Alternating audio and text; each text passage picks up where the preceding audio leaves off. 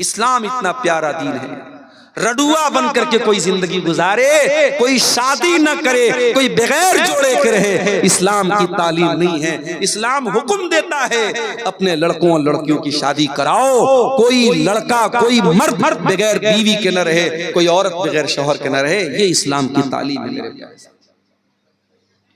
और आगे बढ़िए, अल्लाह के नबी के एक सहाबी हैं, नाम नोट कर लो, अब्दुल्ला बिन अमर बिन आस। नबी के सहाबा में 4 अब्दुल्ला बहुत मशहूर हैं। नहीं मालूम के दुआ वालों को शायद, उलमा को शायद पता है, बल्कि यकीनन पता होगा।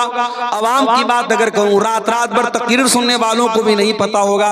नबी के सहाबा में 4 अब्दुल्ला बहुत फेमस है, बहुत मशहूर हैं।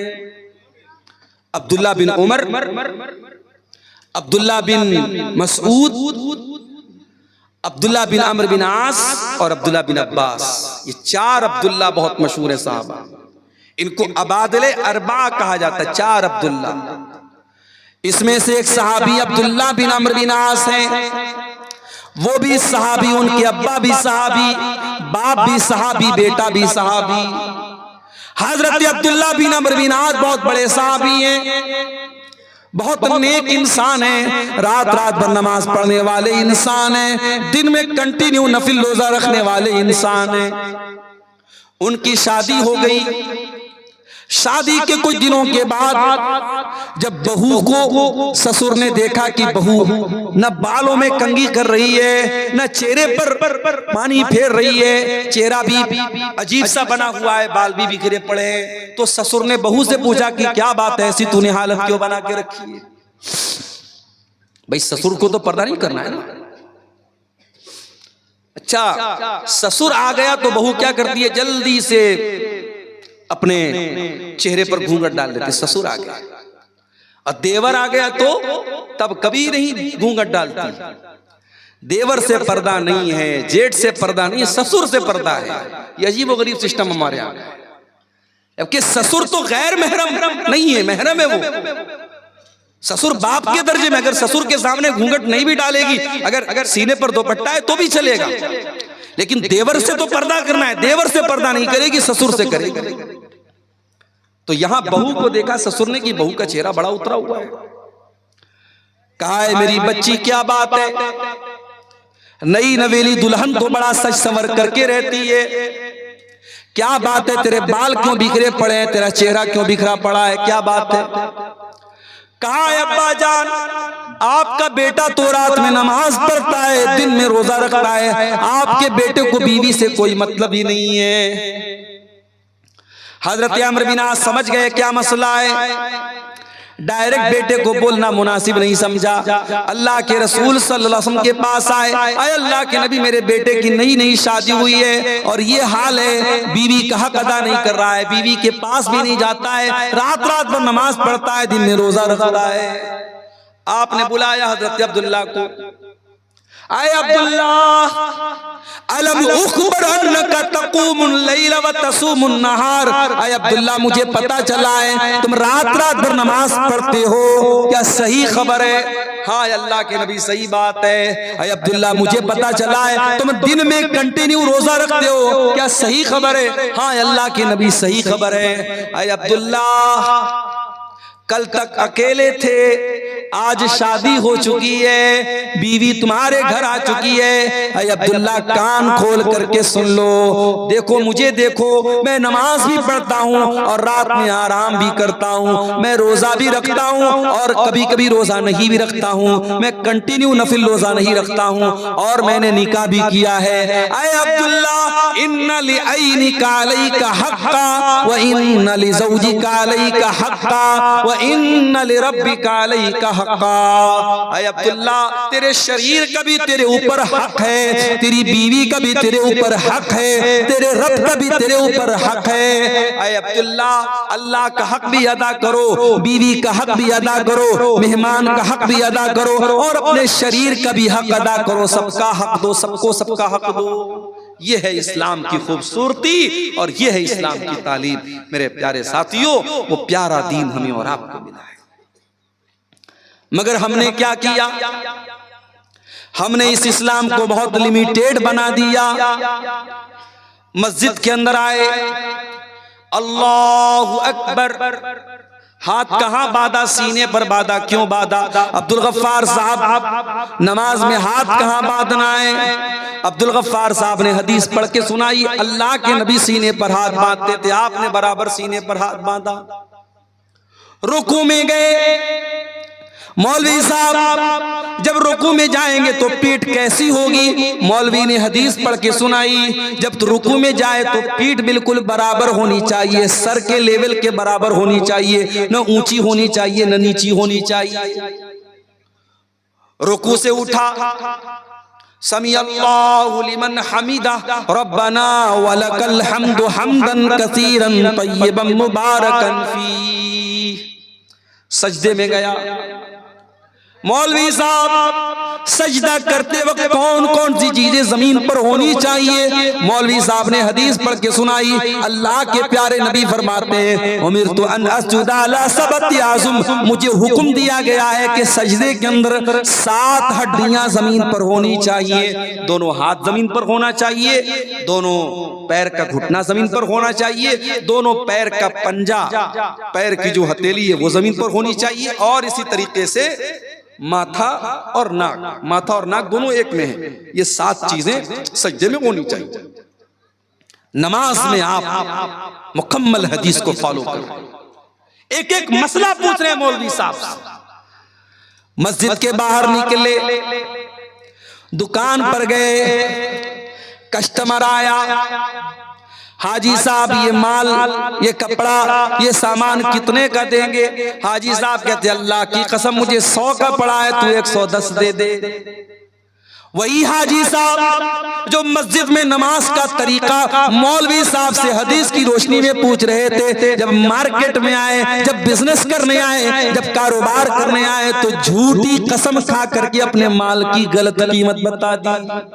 ओ लोगों, तुमने ये क्यों समझ लिया कि इस्लाम तुम्हारे कारोबार पर अप्लाई नहीं होता? इस्लाम कारोबार से बाहर किसी चीज का नाम है। ओ लोगों, इस्लाम एक मुकम्मल ज़ाबिते हयात का नाम है, इस्लाम एक मुकम्मल लाइफ स्टाइल का नाम है। इस्लाम अगर आपको नमाज पढ़ने का तरीका बताता है तो इस्लाम आपको कारोबार करने का तरीका भी बताता है। जब आप बिजनेस करेंगे, कारोबार करें, अल्लाह के नबी ने फरमाया कि वहां झूठ नहीं बोलना है, वहां धोखाधड़ी नहीं करना है, वहां किसी हराम माल का बिजनेस नहीं करना है। कारोबार करने का भी आपको तरीका बताया गया।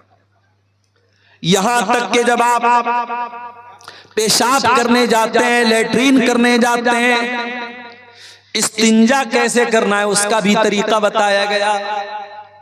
घोड़े और कुत्ते की तरह खड़े होकर के पैंट की जिप खोल करके कहीं पर भी पेशाब कर लेना और शर्मगाह को न धुलना, इस्तिंजा न करना, माफ करना, ये मुसलमान का तरीका नहीं है, ये जानवरों का तरीका है, मुसलमान का तरीका नहीं है।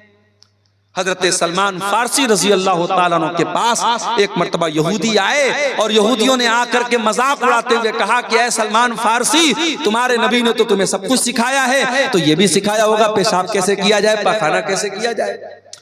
कहा कि हाँ है यहूदियों, हमारे नबी ने पेशाब और पाखाना करने का तरीका भी हमको बताया है।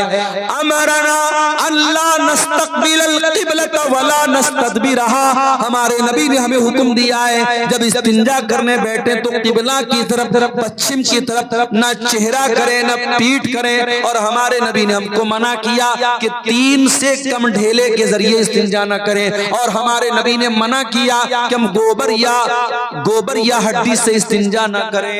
ये 3 हुक्म हमारे नबी ने तो हमें पेशाब और पाखाना करने का दिया है। गोया यहूदी तो मजाक उड़ाने के लिए आए थे, मगर सलमान फारसी ने जवाब दे दिया कि ऐ यहूदियों, तुम सही कह रहे हो, हमारे नबी ने हमारे लिए कोई चीज नहीं छोड़ी, हमारे नबी ने हमें पेशाब और पाखाना करने का तरीका भी हमको बताया।